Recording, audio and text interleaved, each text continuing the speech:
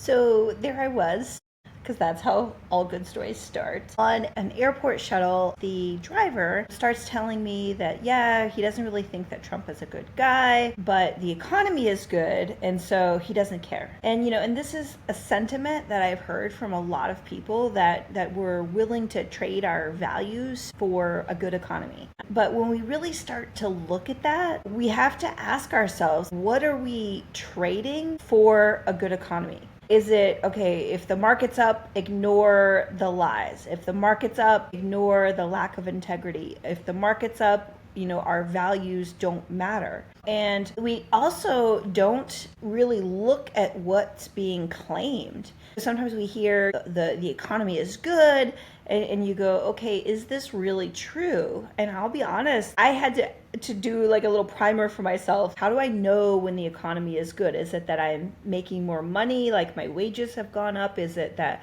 the cost of living has gone down? Is it that houses are affordable? Is it that unemployment is down? Is it that people living in poverty, that number has gone down? That children are living in poverty, that number has gone down? So when we ask, is the economy good? These are things that we need to look at. And we need to look at better definitions of good economy. Good economy, is there dignity at work? Are there safe conditions?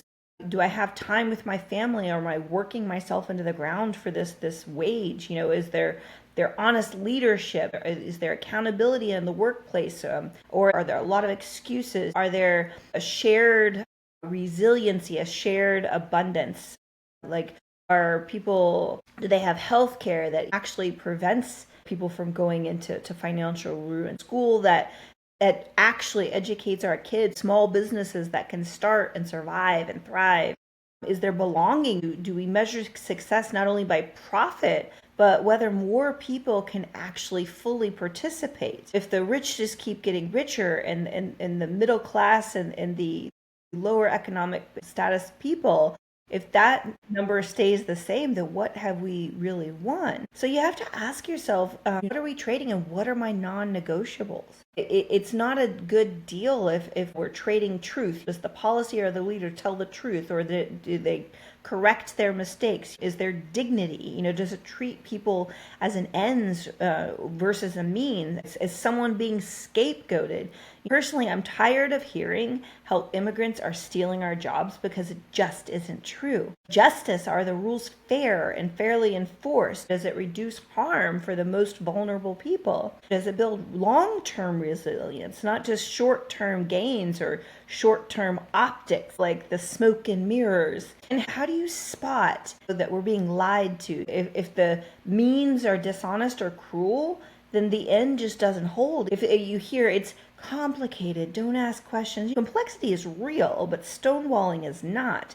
And hiding behind the truth is not. When people say, look at the stock market, great, now show me housing stability, show me small business creation, healthcare bankruptcies, child poverty, trust. A truly good economy can survive these tough questions, and it also will help these other areas thrive. So when we look at this, we have to ask ourselves, what are we trading? We can't just say, oh, ignore that, trade your values, look at the economy. Great, I will look at the economy, but I'm also looking at the people. And if this deal costs us our values, then it's really too expensive. So let's really build a prosperity that our children and our future generations can be proud of. Because I'll tell you, like, coming back and being in the military and being in the diplomatic corps, there were times where I was embarrassed. How can I preach anti-corruption when I look at our government? How can I preach